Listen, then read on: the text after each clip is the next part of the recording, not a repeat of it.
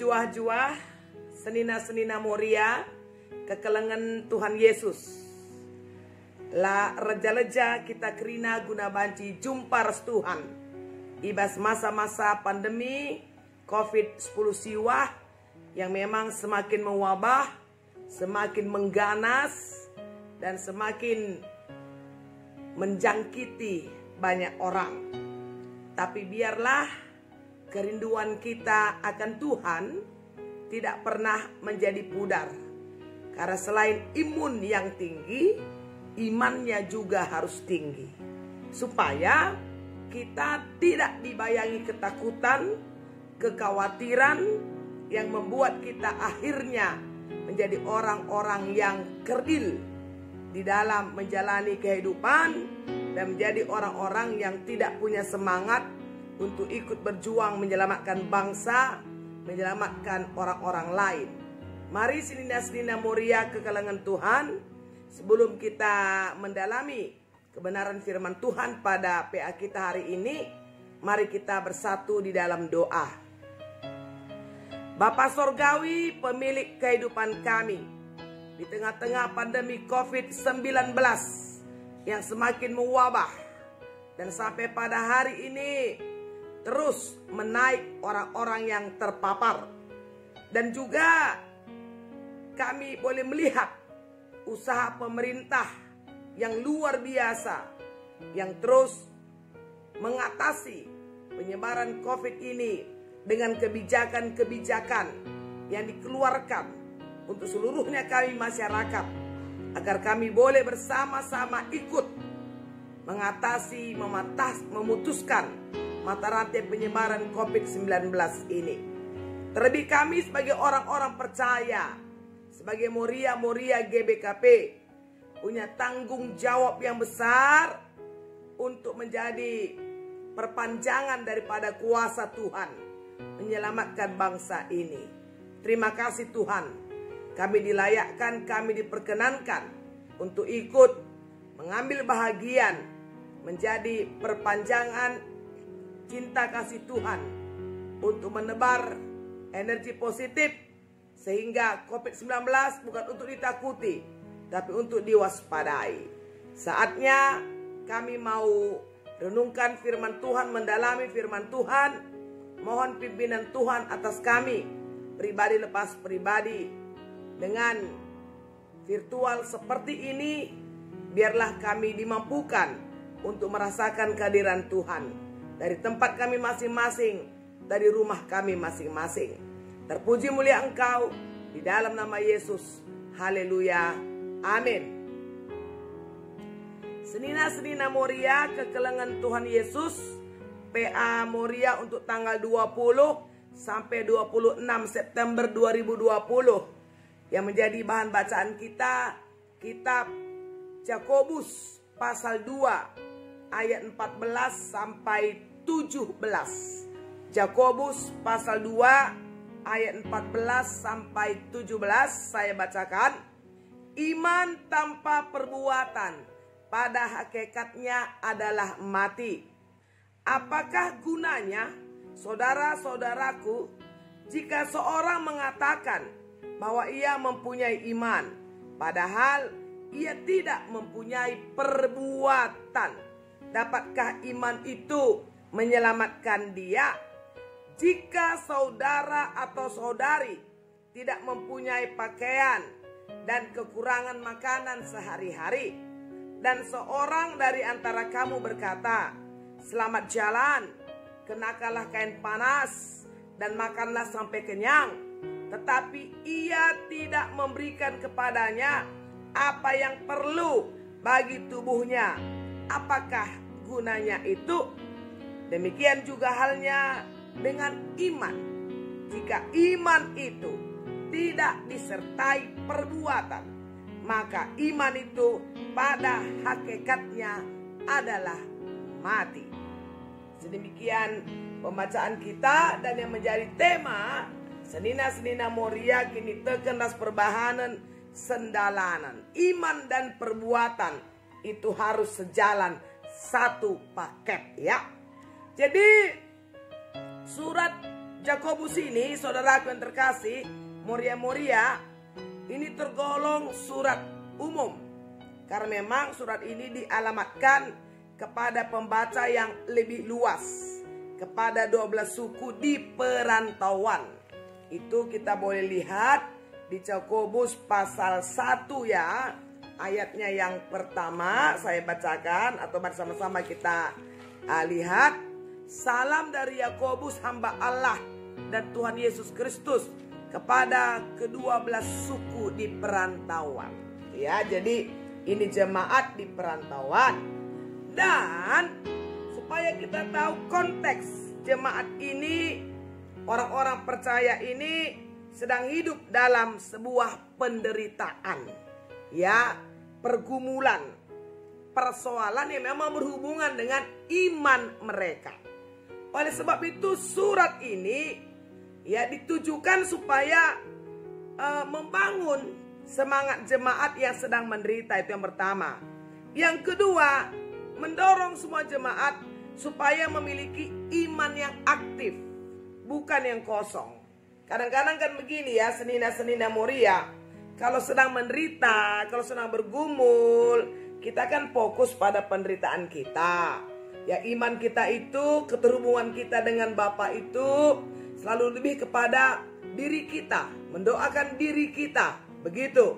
Jadi sulit sekali kadang-kadang untuk kita bisa aktif beriman, memberlakukan iman yang nyata kepada orang-orang lain. Ya, yang oke, mungkin boleh sama-sama menderita.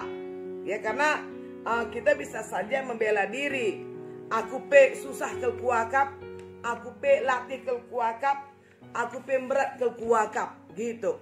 Jadi akhirnya imannya ya untuk dirinya sendiri, tidak nyata kepada orang lain. Jadi surat Yakobus ini diajak saudaraku untuk tetap mengaktifkan imannya walau dalam situasi yang sedang menderita. Jadi supaya jemaat memang benar-benar bisa menyadari itu, Yakobus berkata di ayat 14 Yakobus 2, apa gunanya saudara-saudaraku jika seorang mengatakan bahwa ia mempunyai iman, padahal ia tidak mempunyai perbuatan, dapatkah iman itu menyelamatkan dia? Karena sering juga kita punya pemahaman, yang penting percaya kita selamat. Yang penting sudah punya hubungan dengan Allah, kita selamat. Betul. Tetapi bukankah iman yang kita imani di dalam Tuhan itu harus, ya, harus dia melahirkan perbuatan-perbuatan yang nyata yang bisa dirasakan orang. Dari mana orang tahu kita beriman? Dari mana dunia tahu kita punya hubungan yang intim, yang baik dengan Bapa? Kalau bukan melalui perbuatan. Hanya memang perbuatan kita itu menjadi tanda-tanda kita beriman. Jadi sebenarnya bukan perbuatan ini dulu, tapi imannya dulu. Jadi kalau imannya benar, hubungannya benar, seharusnya melahirkan perbuatan-perbuatan yang bisa dirasakan oleh orang lain. Jadi ketika kita berbelas kasihan kepada orang, belas kasihan itu dilanjut dengan melakukan sesuatu. Di ayat 15 dan 16 ini kan dinampakkan, jika ada seorang saudara atau saudarimu tidak punya pakaian, kekurangan makanan, ya, kita tidak boleh berkata, selamat jalan, kenakan pakaianmu supaya hangat, makanlah sampai kenyang. Sementara kita tahu dia tidak memilikinya, dia berkekurangan. Maka ditekankan di ayat 16, ya, kamu harus memberikan kepadanya yang perlu bagi tubuhnya. Jadi ditekankan lebih tegas ayat 17, iman tanpa perbuatan pada hakikatnya adalah mati.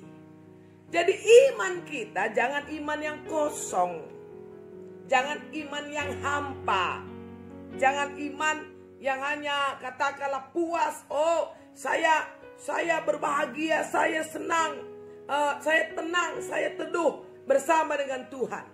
Ketenangan, keteduhan saudara itu perlu dirasakan orang lain. Itulah perbuatan kita. Jadi perbuatan itu adalah respon iman kita kepada Allah. Ingat itu. Jadi bukan perbuatannya dulu, imannya dulu. Memang iman yang menyelamatkan kita itu, lahirlah perbuatan-perbuatan yang baik. Dan ini memang ya sejalan dengan apa kata Tuhan Yesus ya. Senina-senina Moria boleh melihat Matius pasal 5 ya, di ayat 16. Di sana dikatakan kepada orang-orang yang menjadi saksi Tuhan ya. Matius pasal 5 ayat 16 saya bacakan untuk kita. Demikianlah hendaknya terangmu bercahaya di depan orang, kan, supaya mereka melihat perbuatanmu yang baik dan memuliakan Bapamu yang di surga. Kan di depan orang. Tapi ini memang bukan pamer, bukan untuk gila hormat, gila sanjungan, bukan gila pujian. Tapi bagaimana orang tahu kita ini adalah terang kalau kita bersembunyi? Maka katanya bercahaya di depan orang, dan mereka melihat perbuatanmu yang baik, maka dimuliakan. Perhatikan, dimuliakan Bapa yang di surga. Bukan kita. Kita tidak punya hak yang mencuri kemuliaan Allah. Kita melakukan perbuatan itu supaya Allah kita dipermuliakan. Dan juga kita boleh lihat dia hubungkan ini dengan Matius 25 di ayatnya yang ke-40 ya. Bagaimana Tuhan Yesus menempatkan dirinya sebagai orang-orang yang hina. Matius 25 ayat 40. Dan raja itu akan menjawab mereka, aku berkata kepadamu, sesungguhnya segala sesuatu yang kamu lakukan untuk salah seorang dari saudaraku yang paling hina ini, kamu telah melakukannya untuk aku. Jadi hubungan kita dengan Bapa itu menghubungkan kita dengan orang lain. Nah, ini dia iman yang sejalan, sepaket dengan perbuatan. Jadi kalau kita punya iman, paketnya bukan perbuatan, Alkitab berkata apa? Iman seperti itu kosong atau mati. Jadi iman kita jangan hanya pada tataran ucapan, jangan hanya menjadi pemanis bibir ya. Sudah diingatkan di kitab 1 Yohanes pasal 3 ayat 18. Anak-anakku, marilah kita mengasihi, bukan dengan perkataan atau dengan lidah, tetapi dengan perbuatan. Itu kan, dengan perbuatan. Jangan hanya sampai tataran mukuah kel ateme gitu ya. Latih kelakap name. Berat kelakap name lah bagai. Adi berat kapna, ayo kita ringankan. Adi latih kapna, ayo sama-sama kita menolong. Begitu. Seperti yang dilakukan Tuhan Yesus. Ya ini penting juga ya. Saya mau tunjukkan Matius pasal 9 ayat 35 sampai 38. Ini boleh kita baca ya, supaya kita melihat.